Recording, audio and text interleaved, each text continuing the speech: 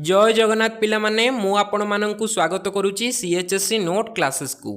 तो आज आम ये डिस्कसन करवा +3 फास्ट सेमिस्टर ईवीएस बा परिवेश विज्ञान। तो ये भल से मन रख तुम एएससी ओडियाटा जमी कंपलसरी से हीपरी भाव में तुम ये ईवीएस बा परिवेश विज्ञानटा ठीक कंपलसरी आपड़ जो ऑनर्स रखी था किंतु ईवीएसटा आपड़ कंपलसरी भाव में ये पढ़े और यह 100 मार्क रु ये एग्जाम हम आपण मानकर। तो ये देख ये परिवेश विज्ञान यूनिट 1 को आम आलोचना करुले और यूनिट 1 रो आम ऑलरेडी 3टी पार्ट को ये डिस्कसन कर सारी। आज भिडियो आम यार पार्ट 4 को ये आलोचना करवा। तो देख पार्ट 4 को आलोचना करने पूर्व आपण मानक मध्यरु जदि कि आम सीएचएससी +3 नोट क्लासेस व्हाट्सएप ग्रुप रे ऐड होना ताले से केमिति फ्री रे आम व्हाट्सएप ग्रुप रे ऐड हेबे सर्वप्रथमे आपण माने टिके देखि नियंतु।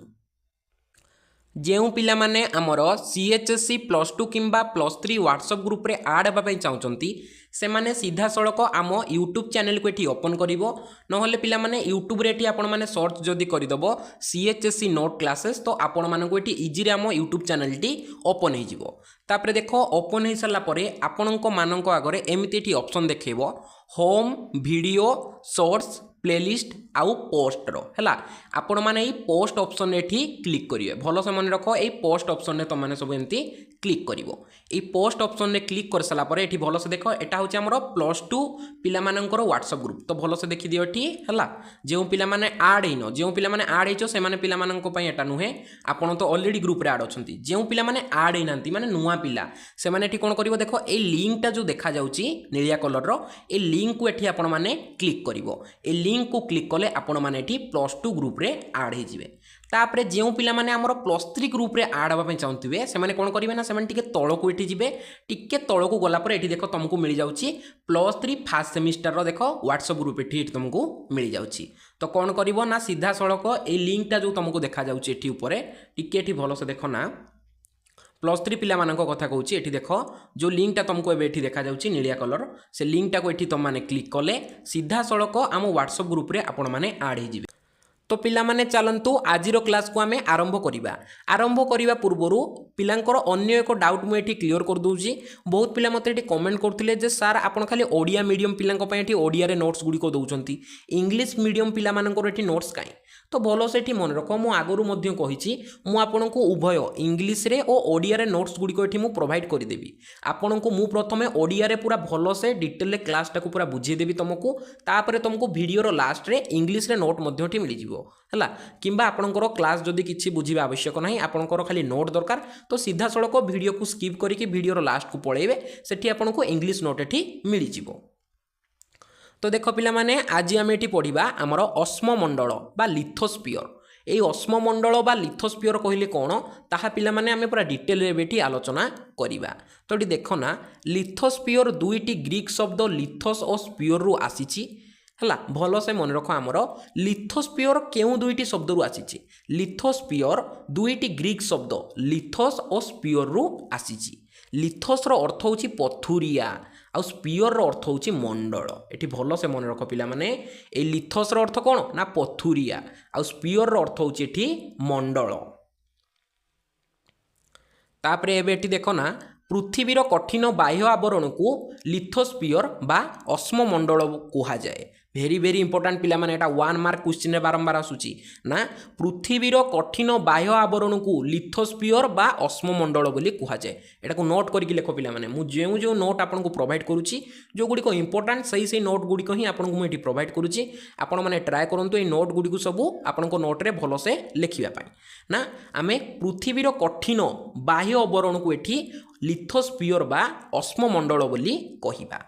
एहा पृथ्वीर क्रस्ट एहा तले थिबा घन ठंडा कठिन आमर कौन ना मैटेल ऊपर अंश को नहीं गठित। भेरी भेरी इंपोर्टेंट आमर ये जो अस्ममंडलटा किपरि गठित ना पृथ्वीर क्रस्ट एहा तले थिबा घन ठंडा कठिन मैटेल रो ऊपर अंश को नहीं आमर ये अस्ममंडलटा गठित होइथाय।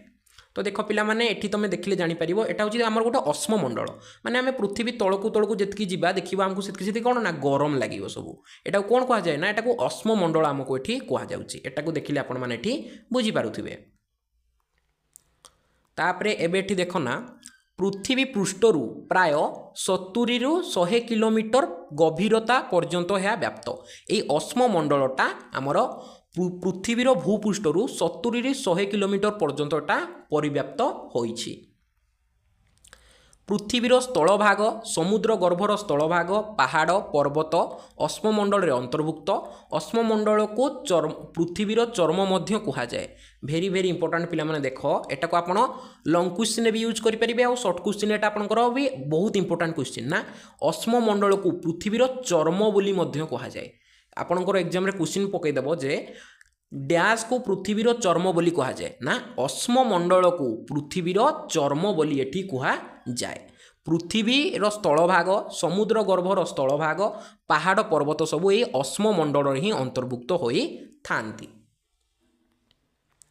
तापरे एबेठी देखो ना अश्ममंडल दुई प्रकार रही। अश्ममंडल केते प्रकार ना दुई प्रकार एठी रही। प्रथम रे आपणकर ना महादेशीय आउ द्वितीय होची महासागरीय निम्न भाग माने आपणकर जो समुद्रर एठी निम्न भाग रे हला एठी तो सब जलमय थाए। जोटा निम्न भाग सेटा को आमे कोन कहूचे ना महासागरीय निम्न भाग और अन्यटी होची महादेशीय। तापरे पिला माने एबे एठी देखो भेरी भेरी इंपोर्टेंट एटा बारंबार तुमर 2 मार्किया प्रश्न रे आसुची। मु प्राय यूनिवर्सिटी रे देखिची एई प्रश्नटा को से माने पकई दैथिबे। प्लेट टेक्टोनिक कहिले कोन भेरी भेरी इंपोर्टेंट क्वेश्चन आपनको पय एटा रहिबो जे प्लेट टेक्टोनिक कहिले आपण माने एठी कोन बुझिबे। तोडी भलो से मन रखो ना टेक्टोनिक कार्यकलाप अश्ममंडल रे घटी थाए। अश्ममंडलीय विराट खंडमान मध्यरे चल हुए सेगुड़ी को टेक्टोनिक थालिया कहा जाए। अश्ममंडल को 15टी टेक्टोनिक थालिया रे विभाजित करा जाइछि। तो भल से मन रख ना टेक्टोनिक कार्यकलाप केउठारे घटी थाए ना आमर अश्ममंडल रे ठी घटी थाए।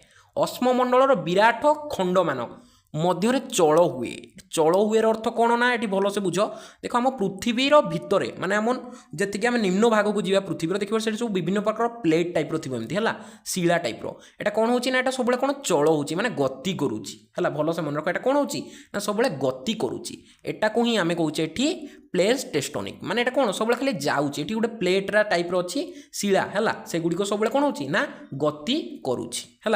आम ताकू कौन कहे ना टेक्टोनिक थालिया बोली कहूचे। अश्ममंडल को 15टी टेक्टोनिक थालिया रे विभक्त करा जाइछि। बास पिला माने एतिकी लिखिदेवे आपको 2 ରୁ 2 मार्क एठी मिल जिवो। किछि पिला माने और एक्स्ट्रा बड़ बड़ लिखिबा दरकार नै बास एतिकी एटा ही होउछि यार परफेक्ट आंसर। तापरे एबेठी देखो ना पृथ्वी गर्भरे थिबा शिला गुडी को मुख्यतः 3 प्रकारर भेरी भेरी इंपोर्टेंट। आम टिके पूर्व पढ़ुले टेक्टोनिक प्लेट माने कौन कि जोटा पृथ्वी भीतर जो शिला गुडी को अच्छी है सेटा को आम कौन कहबा ना टेक्टोनिक प्लेट। तो पृथ्वी गर्भरे थिबा शिला गुडी को मुख्यतः 3 प्रकार रे विभक्त करा जाइछि। केते प्रकार रे ना 3 प्रकार रे एठी विभक्त करा जाइछि। कौन कौन ना आग्नेय शिला अवक्षिप्त शिला रूपांतरित शिला। भेरी भेरी इंपोर्टेंट पिला माने नोट करके लिख एटा आपनकर 3 मार्किया 2 मार्किया कैटेगरी प्रश्न आसी जाए बारंबार है। एटा होची तांकर कोन ना फेवरेट क्वेश्चन बारंबार यही प्रश्न ही तुम एग्जाम रे पड़ी जाए ना। पृथ्वी गर्भरे थिबा शिला गुडी को मुख्यतः एठी 3 भाग रे विभक्त करा जाइछि आग्नेय शिला अवक्षिप्त शिला आ रूपांतरित शिला। तो वर्तमान आम देखीदबा जे आग्नेय शिला एठी काहाकू कहा जाए बा आग्नेय शिला कहिले आमे कोन बुझिबा। आग्नेय गिरिर उत्कीर्ण द्वारा तरल लाभा कठिन होई आग्नेय शिला सृष्टि हुए। बक्स आमर बासाइट पत्थर मुगुनी पत्थर यार उदाहरण। तो ये भल से मन रख तुम जानिथिबो लार्भा है आपण मैंने शुणी लार्भा कौन ना आमर ज्वालामुखी विस्फोट हुए माने आमर कौन गोटे पहाड़ टाइप थाए से ऊपर कौन हुए ना लाभा सब बाहर। तो से लाभाटा मूर्तिका माने आम माटी तलू से लाभाटा बाहर से तरल अवस्था थाए ना से लाभाटा जितेबाला ठंडा होइकी कठिन अवस्था को माने कौन ना कठिन हो जाए ताको आमे आग्नेय शिला बोली एठी कहिबा। भल से मन रख आमर लाभाटा जितेबाला मूर्तिका तले थाए सेटा कौन ना आमर तरल अवस्था थाए तो धीरे धीरे धीरे सेटा कौन हुए ना ठंडा होइकी कठिन हो जाए। ଯେତେବେଳେ ସେଟା ଥଣ୍ଡା ହୋଇକି କଠିନ ହୋଇଯାଉଛି ଆମେ ତାକୁ ଏଠି ଆଗ୍ନେୟ ଶିଳା ବୋଲି କହିବା। ଆମର ଯେମିତି ବାସାଇଟ୍ ପଥର ସେଟା କ'ଣ କି ସେଟା ଗୋଟେ ଲାର୍ଭା, ସେଟା ଥଣ୍ଡା ହୋଇକି କଠିନ ରୂପ ସେଟା ଧାରଣ କରିଛି। ଆମର ମୁଗୁନି ପଥର ସେଟା ମଧ୍ୟ ଗୋଟେ ଲାର୍ଭା, ସେଟା କ'ଣ ହେଇଛି ନା ଥଣ୍ଡା ହୋଇକି ସେଟା କଠିନ ରୂପଟା ଧାରଣ କରିଛି। ତ ପିଲାମାନେ ଏତିକି କ୍ଲିଅର ନା ଆଗ୍ନେୟ ଶିଳା କାହାକୁ କୁହାଯାଏ ନା ଲାଭାଟା ଯେତେବେଳେ ତରଳିକି ତରଳ ଅବସ୍ଥାରୁ ଯେତେବେଳେ ଥଣ୍ଡା ହୋଇକି କଠିନ ଅବସ୍ଥାକୁ ଯାଏ ଆମେ ତାକୁ ଏଠି କ'ଣ କହିବା ନା ଆଗ୍ନେୟ ଶିଳା ବୋଲି କହିବା। ତାପରେ ଏବେ ଏଠି ଦେଖ ନା ଅବକ୍ଷିପ୍ତ ଶିଳା, এই ମାନେ ଅବକ୍ଷିପ୍ତ ଶିଳା ଆମେ ଏଠି କାହାକୁ କହିବା ନା ଜଳ ଓ ବାୟୁ ଦ୍ୱାରା ଆନିତ ଖଣିଜ ପଦାର୍ଥ ଗୁଡ଼ିକ କ୍ରମଗତ ଭାବରେ ଠୁଳ ହୋଇ କାଳକ୍ରମେ କଠିନ ହେବା ଦ୍ୱାରା ଅବକ୍ଷିପ୍ତ ଶିଳା ଗଠିତ ହୋଇଥାଏ। ଏହା ଏହି ଶିଳା ଗୁଡ଼ିକ ସ୍ତର ସ୍ତର ହୋଇଥାଏ। ଚୂନ ପଥର, ବାଲୁକା ପଥର ଏହାର ଉଦାହରଣ। ତ ଏଠି ଭଲସେ ବୁଝ ନା ଜଳ ଓ ବାୟୁ ଦ୍ୱାରା ଆନିତ ଖଣିଜ ପଦାର୍ଥ ଗୁଡ଼ିକ କ୍ରମାଗତ ଭାବରେ ଠୁଳ ହୋଇ କାଳକ୍ରମେ କଠିନ ହେବା ଦ୍ୱାରା ଅବକ୍ଷିପ୍ତ ଶିଳା ଗଠିତ ହୋଇଥାଏ। ମାନେ ଜଳବାୟୁ ଦ୍ୱାରା କ'ଣ ହୁଏ ବିଭିନ୍ନ ପ୍ରକାର ଯେଉଁ ସବୁ ଖଣିଜ ପଦାର୍ଥ ସେଟା କ୍ରମତଃ କ'ଣ ହୁଏ ନା ଏକାଠି ସବୁ ଠୁଳ ହୋଇକି ଗୋଟେ ଶିଳାରେ ପରିଣତ ହୁଏ। ସବୁ କ'ଣ ହୁଏ ଜଳ ଆସେ ବାୟୁ ଆସେ ସବୁ ମିଶିକି ଖଣିଜ ପଦାର୍ଥ ଗୁଡ଼ିକ କ'ଣ ନା ଗୋଟେ କଠିନ ଶିଳା ଏଠି ସୃଷ୍ଟି କରନ୍ତି। ସେ ଶିଳାଟାକୁ ଆମେ ଏଠି ଅବକ୍ଷିପ୍ତ ଶିଳା ବୋଲି କହିବା। ତମର ଚୂନ ପଥର, ବାଲୁକା ପଥର ଏସବୁ କ'ଣ କି ସେମାନେ ହେଉଛନ୍ତି ଜଳବାୟୁ ଦ୍ୱାରା ଆନିତ ଖଣିଜ ପଦାର୍ଥ ଠୁଳ ହୋଇକି ଏସବୁ ଆମର ସୃଷ୍ଟି ହୋଇଛନ୍ତି। ତ ଏତିକି କ୍ଲିଅର ଯେ ଅବକ୍ଷିପ୍ତ ଶିଳା କହିଲେ କ'ଣ। ତାପରେ ଏବେ ଏଠି ଦେଖ ନା ରୂପାନ୍ତରିତ ଶିଳା, এই ରୂପାନ୍ତରିତ ଶିଳା କହିଲେ ଆମେ କ'ଣ ବୁଝିବା। ତ ଏଠି ଭଲସେ ମନେ ରଖ ନା ଆଗ୍ନେୟ ଶିଳା ଆମେ ପୂର୍ବରୁ ଫାଷ୍ଟ ପଢ଼ିଲେ କ'ଣ ଆଗ୍ନେୟ ଶିଳା, ଦେନ୍ ପିଲାମାନେ ଆମେ ସେକେଣ୍ଡରେ କ'ଣ ପଢ଼ିଲେ ନା ଅବକ୍ଷିପ୍ତ ଶିଳା। ସମନ୍ୱୟରେ ରୂପାନ୍ତରିତ ଶିଳା ଗଠିତ ହୋଇଥାଏ। ମାନେ ଦୁଇଟା ସାରା ମିଶିକି ଏପଟୁ ଆଗ୍ନେୟ ଶିଳା ହେଲା ତାପରେ ଏପଟୁ ଅବକ୍ଷିପ୍ତ ଶିଳା ହେଲା, এই ଦୁଇଟା ସାରା ମିଶିକି ଆମର ଏଠି ରୂପାନ୍ତରିତ ଶିଳା ସୃଷ୍ଟି ହୋଇଥାଏ। ଭୂଗର୍ଭରେ ତାପ ଓ ଚାପ ଫଳରେ ଏହା ସୃଷ୍ଟି ହୁଏ। ମାର୍ବଲ ଆମର କ'ଣ ନା କ୍ଲାର୍କ ଆଉ ସେଟ୍ ଇତ୍ୟାଦି ହେଉଛି ଏହାର ଉଦାହରଣ। ତ ଏଠି ଭଲସେ ମନେ ରଖ ନା ଆମର ଆଗ୍ନେୟ ଶିଳାଟା ଆସୁଛି, ଅବକ୍ଷିପ୍ତ ଶିଳାଟା ଆସୁଛି। ମାଟି ଭିତରେ ଏମିତି ଆସିକି ସେଟା କ'ଣ ହେଉଛି ନା ପିଟି ହେଉଛି, ପିଟି ହେଲା ଫଳରେ ସେଟା ଯେତେବେଳେ ମିଶି ଯାଉଛି ସେଠୁ ଗୋଟେ ନୂତନ ପ୍ରକାରର ଶିଳା ଏଠି ସୃଷ୍ଟି ହେଉଛି। ସେ ଶିଳାକୁ ଆମେ ଏଠି କହୁଛେ ରୂପାନ୍ତରିତ ଶିଳା ହେଲା। ଆମର ମାର୍ବଲଟା କ'ଣ କି ମାର୍ବଲଟା ହେଉଛି ଗୋଟେ ରୂପାନ୍ତରିତ ଶିଳା। ତାପରେ ପିଲାମାନେ ଏବେ ଆମେ ଏଠି ଦେଖିବା ଯେ ମୂର୍ତ୍ତିକା ଗଠନ ମାନେ କିଭଳି ଭାବରେ ଆମ ମୂର୍ତ୍ତିକାଟା ବା ମାଟିଟା ଆମର ସୃଷ୍ଟି ହେଉଛି। ଭେରି ଭେରି ଇମ୍ପୋର୍ଟାଣ୍ଟ, ଟିକେ ପିଲାମାନେ ଧ୍ୟାନର ସହ ଏଇଟାକୁ ବର୍ତ୍ତମାନ ଟିକେ ନୋଟ୍ କର ନା। ପୃଥିବୀ ପୃଷ୍ଠର ଶିଳା କ୍ରମାଗତ ଭାବରେ ବାୟୁ ବର୍ଷା ତାପମାତ୍ରାର ପରିବର୍ତ୍ତନ ଦ୍ୱାରା ପ୍ରଭାବିତ ହୋଇ ଛୋଟ ଛୋଟ ଖଣ୍ଡରେ ପରିଣତ ହେଉଛି। ବିଭିନ୍ନ ଶିଳାସ୍ତର ବାୟୁ ଜଳ ଦ୍ୱାରା ଭାଙ୍ଗିରୁଜି ଯିବାରୁ ଚୂର୍ଣ୍ଣୀଭବନ କୁହାଯାଏ। ଏଠି ଭଲସେ ମନେ ରଖ ବିଭିନ୍ନ ଆମର ଶିଳାସ୍ତର ବାୟୁ ଜଳ ଦ୍ୱାରା ଭାଙ୍ଗିରୁଜି ଯିବାକୁ ଚୂର୍ଣ୍ଣୀଭବନ ପ୍ରକ୍ରିୟା କୁହାଯାଏ। এটা ପିଲାମାନେ ଭେରି ଭେରି ଇମ୍ପୋର୍ଟାଣ୍ଟ ଆପଣମାନଙ୍କ ପାଇଁ ହେଲା। ଏଟା ବାସ୍ ଆପଣ ମନେ ରଖିଥାନ୍ତୁ ଯେ ଏହାକୁ ଚୂର୍ଣ୍ଣୀଭବନ ପ୍ରକ୍ରିୟା କୁହାଯାଏ। ଏହି ପ୍ରକ୍ରିୟା ଦ୍ୱାରା ହିଁ ମୂର୍ତ୍ତିକା ସୃଷ୍ଟି ହୋଇଥାଏ। ଆପଣଙ୍କର ସିଧାସଳଖ ଏଠି କ୍ୱେଶ୍ଚିନ୍ ପକାଇଦେବ ଡ୍ୟାସ୍ ପ୍ରକ୍ରିୟା ଦ୍ୱାରା ଆମର ମୂର୍ତ୍ତିକା ସୃଷ୍ଟି ହୋଇଥାଏ। କେଉଁ ପ୍ରକ୍ରିୟା ଦ୍ୱାରା ନା ଚୂର୍ଣ୍ଣୀଭବନ ପ୍ରକ୍ରିୟା ଦ୍ୱାରା ଆମର ମୂର୍ତ୍ତିକା ସୃଷ୍ଟି ହୋଇଥାଏ। ତ ଏଠି ବର୍ତ୍ତମାନ ଟିକେ ଭଲସେ ବୁଝ ନା ପୃଥିବୀ ପୃଷ୍ଠର ଶିଳା କ୍ରମାଗତ ଭାବରେ ମାନେ ପୃଥିବୀ ପୃଷ୍ଠରେ ଯେଉଁ ଶିଳା ବା ପଥର ଗୁଡ଼ିକ ଅଛନ୍ତି ହେଲା ତାହା ସମୟକ୍ରମେ ବାୟୁ ବର୍ଷା ଓ ତାପମାତ୍ରାରେ ପରିବର୍ତ୍ତନ ଦ୍ୱାରା କ'ଣ ହୁଏ ନା ଛୋଟ ଛୋଟ ଖଣ୍ଡରେ ପରିଣତ ହୁଏ। ମାନେ ଦେଖ ପୃଥିବୀରେ ବିଭିନ୍ନ ପ୍ରକାର ଏଠି ପଥର ଗୁଡ଼ିକ ଅଛି, ସେଠି ବର୍ଷା ବାୟୁ ଆଉ ତାପମାତ୍ରାରେ ପରିବର୍ତ୍ତନ ଦ୍ୱାରା କ'ଣ ହେଉଛି ନା ସେ ପଥର ଗୁଡ଼ିକ ସବୁ ଭାଙ୍ଗି ଯାଉଛି, ଭାଙ୍ଗି ଯାଇ କ'ଣ ହେଉଛି ନା ଆହୁରି ଛୋଟ ଛୋଟ ଏଇଭଳିଆ ପଥରରେ ସବୁ ପରିଣତ ହେଉଛି ହେଲା। ତାପରେ ଦେଖ ବିଭିନ୍ନ ଶିଳା ମାନେ ସେ ଯେଉଁ ଛୋଟ ଛୋଟ ପଥର ଗୁଡ଼ିକ ମଧ୍ୟ କ'ଣ ବାୟୁ ଜଳ ଦ୍ୱାରା ଭାଙ୍ଗିରୁଜି ଯିବାକୁ ଚୂର୍ଣ୍ଣୀଭବନ ଏଠି ପ୍ରକ୍ରିୟା କୁହାଯାଉଛି। ମାନେ ଛୋଟ ଛୋଟ ପଥରଟା ବି କ'ଣ ହେଉଛି ନା ଆମର ବାୟୁ ଦ୍ୱାରା ଜଳ ଦ୍ୱାରା କ'ଣ ହେଉଛି ନା ଭାଙ୍ଗି ଯାଉଛି। ଏଇ ପ୍ରକ୍ରିୟାଟାକୁ ଆମେ କ'ଣ କହୁଛେ ନା ଭଲସେ ମନେ ରଖ ଏଇ ପ୍ରକ୍ରିୟାଟାକୁ ଆମେ ଚୂର୍ଣ୍ଣୀଭବନ ପ୍ରକ୍ରିୟା କହୁଛେ। ଆଉ ଏଇ ଚୂର୍ଣ୍ଣୀଭବନ ପ୍ରକ୍ରିୟା ଦ୍ୱାରା ହିଁ ମୂର୍ତ୍ତିକାଟା ଆମର ସୃଷ୍ଟି ହେଉଛି। ତ ଏତିକି କ୍ଲିଅର ଯେ ଚୂର୍ଣ୍ଣୀଭବନ ପ୍ରକ୍ରିୟା କହିଲେ କ'ଣ ଆଉ ମୂର୍ତ୍ତିକା କହିଲେ କ'ଣ।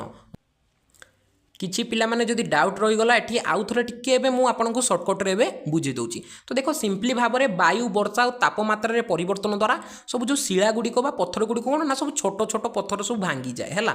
ଏଇ ଛୋଟ ଛୋଟ ପଥରରା ବି ଆମର ବାୟୁ ଜଳ ଦ୍ୱାରା पूरा छोट छोट अणुरे एठी परिणत हुए एटा को आमे कहू चूर्णीभवन प्रक्रिया। ए चूर्णीभवन प्रक्रिया द्वारा ही आमर मूर्तिका सृष्टि होई थाए। तापरे एबे एठी देखो भेरी भेरी इंपोर्टेंट तीनोटी प्रकारर चूर्णीभवन प्रक्रिया रही। ये भल से मन रख तीन प्रकारर आमर चूर्णीभवन प्रक्रिया रही। केते प्रकारर ना तीन प्रकारर कौन कौन पिला माने एठी आमे एबे भल से देखिबा। प्रथम रे एठी देखो ना भौतिक चूर्णीभवन प्रथम प्रक्रियाटा कौन ना भौतिक चूर्णीभवन प्रक्रिया। प्राकृतिक उपाय रे तापमात्रा परिवर्तन वायु प्रभाव जल प्रभाव आदि द्वारा यह समापन होता है और तापमात्रा रे परिवर्तन जोगु प्रसारण और संकोचन फल शिलाखंड फाटिबा सृष्टि हुए क्रमे यह खंड विखंडित हुए यह को भौतिक चूर्णीभवन प्रक्रिया कहुए। कौन कहुए ना भौतिक चूर्णीभवन प्रक्रिया। तो आम ए टे भल से बुझा चेष्टा करिबा जे भौतिक चूर्णीभवन प्रक्रिया कहले एठी कौन ना प्राकृतिक उपाय रे माने मनीष किंबा किछि प्राणी एठी किछि करि नथिबे माने प्राकृतिक उपाय रे तुमर तापमात्रा परिवर्तन होउची प्राकृतिक उपाय रे वायु प्रभाव होउची प्राकृतिक उपाय रे जलर प्रभाव प्राकृतिक उपाय रे एई सब कारण द्वारा जो आमर बड़ बड़ पत्थर गुडी को कोन ना सब खंड विखंडित होउछंती आउ आमर जो तापमात्रा रे परिवर्तन हेबा द्वारा पत्थर कौन ना प्रसारण और संकोचन फल जो पत्थर गुड़िक फाटिकी छोट छोट अणुरे परिणत होउछंती ताहाकू आमे एठी कौन कहिबा ना भौतिक चूर्णीभवन प्रक्रिया। सिंपली अर्थ एठी बुझ जोटी कि प्रकृति करि थाए हला जल प्रभाव आमर वायु प्रभाव द्वारा कौन होची ना बड़ बड़ पत्थर सब फाटिकी छोट छोट पत्थर रे परिणत होची एइटा को ही आमे एठी कहिबा भौतिक चूर्णीभवन प्रक्रिया। किछि पिला माने एठी बुझिबार नाही बहुत ही इजी एटा आपण मानक पय। तापरे एबेठी देखो ना रासायनिक चूर्णीभवन प्रक्रिया आमे काहाकू कहिबा भेरी भेरी इंपोर्टेंट एटा टिके भलो से एठी बुझिबा को चेष्टा करो ना। एहा अत्यंत धीर और सरल रासायनिक प्रक्रिया द्वारा होई थाए। एहा एही प्रक्रिया गुड़िक हैला आमर चारण विचारण आ कौन ना आमर द्विभवन इत्यादि। एहा एही प्रक्रिया रे जल अम्लजान वायु अंगारकाम्ल मुख्य कारक अटंती। एहा फल रे मूर्तिका बाली सृष्टि हुए। तो ये भल से एठी मन रख ना आमर जल अम्लजान वायु और अंगारकाम्ल प्रभाव रे एहा द्वारा भी मध्य बहुत शिला कौन हुए ना छोट छोट अणुरे परिणत हुए। सिंपली अर्थ रे एठी बुझ ना जल अम्लजान वायु अंगारकाम्ल पाई जो शिला गुड़िक फाटिकी छोट छोट अणुरे परिणत होउछंती सेही प्रक्रिया को आमे एठी कहिबा रासायनिक चूर्णीभवन प्रक्रिया। माने अम्लजान द्वारा किंबा वायु द्वारा अंगारकाम्ल द्वारा इत्यादि सब जो हमर रासायनिक गैस रहिछंती इत्यादि बहुत गुडे एमती गुडे अछंती गैस जहा द्वारा कोन हुए ना बहुत पत्थर एठी फाटिकी छोट छोट अणुरे परिणत हुए। एई प्रक्रिया को आमे एठी कोन कहिबा ना रासायनिक चूर्णीभवन प्रक्रिया। तापरे एबे एठी देखो लास्ट रे ना जैव चूर्णीभवन प्रक्रिया आमे एठी काहाकू कहिबा ना अनेक प्रकारर जीव शिलाखंड भांगिबारे प्रमुख भूमिका ग्रहण करिथांती। बैक्टेरिया फुंकी लाइकेन शिउली इत्यादि जल उपस्थिति रे वृद्धि लाभ करी शिलाक्षय करिथांती। एहाकू आमे कोन कहिबा ना जैव चूर्णीभवन प्रक्रिया बोली कहिबा। तो ये भल से मन रख आमर विभिन्न प्रकारर प्राणी अच्छी जमती देख बैक्टेरिया से गोटे प्राणी रे जाउछि तो सेपटे बैक्टेरिया हो गला आमर लाइकेन हो गला शिउली हो गला कौन ना पत्थर उपरे देखिए मैंने सब जमिकी थे तो ता प्रभाव जो पत्थरटा फाटिकी छोट छोट अणुरे परिणत होउछि सेही प्रक्रिया को आम एठी जैव चूर्णीभवन प्रक्रिया बोली कहिबा। तो पिला माने देखो किछि बुझिबार नै सिंपली जिनसटा जोटा प्रकृति द्वारा होछि आमे कोन कहउछे ना भौतिक चूर्णीभवन प्रक्रिया जोटा हमर अम्लजान अंगारकाम्ल इत्यादि द्वारा बड़ बड़ पत्थर भांगिकी छोट छोट पत्थर रे कन्वर्ट होउछंती सेटा को आमे कोन कहउछे ना रासायनिक चूर्णीभवन प्रक्रिया। आउ जोटा जीव माने जो शिलालेखा को खंड विखंडित करिकी चूर्णीभवन करूछंती सेटा को आमे कोन कहिबा ना जैव चूर्णीभवन प्रक्रिया। सिंपली पिला माने देखो किछि एठरे बुझिबार नै जदि एग्जाम रे आछि तीनोटी सारा पॉइंट एठी रखिके आसीबो इजी रे तुमको 3 ରୁ 3 मार्क मिल सॉरी पिला माने एटा 2 मार्किया कैटेगरी आसे प्रश्न 3 मार्क तो तुमरो नाही तुमरो एटा 5 मार्क नले 2 मार्किया कैटेगरी रे प्रश्न डिसेम तुमको पकई दबो। तापरे एबे एठी देखो ना धीरे धीरे अधिक गछ और प्राणी विभिन्न कारणरू पति होई जिबा द्वारा अधिक जैविक पदार्थ माटी रे परिणत हुए।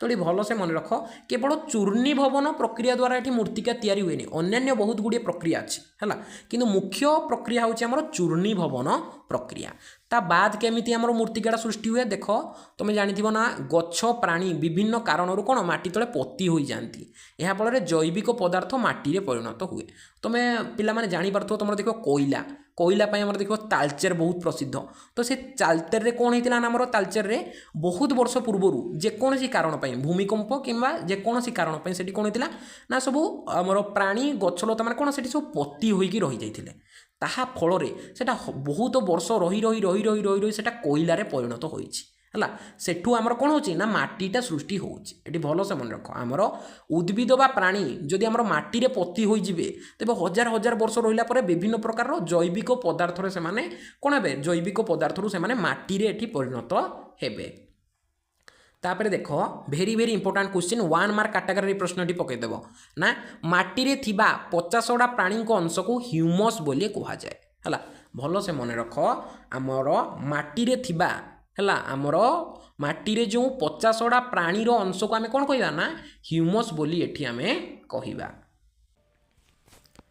तो पिला माने एबे आमे एठी देखिदबा आमे जहाँ ओडिया रे एठी बुझिले तार एठी इंग्लिश नोट एठी आमे वर्तमान टिके देखिदबा सेम पिला माने एठी देख लेथोस्फियर है दुईटी ग्रीक वर्ड आसी है किछि पिला माने एक्स्ट्रा नहीं तुमको सेम एठी नोट दिया जाइछि बस इंग्लिश रे दिया जाइछि ए नोट्स गुडी को आपण टिके भल से नोट करके लिखि नियंतु आपन को बहुत इजी रहिबो आपण माने प्रथमे ओडिया रे क्लास टाको भल से बुझी देले देन पिला माने आपण को आपनकर इंग्लिश नोट एठी देख बहुत इजी रे मु एठी आपण को प्रोवाइड करी देउछि सेम नोट पिला माने एटा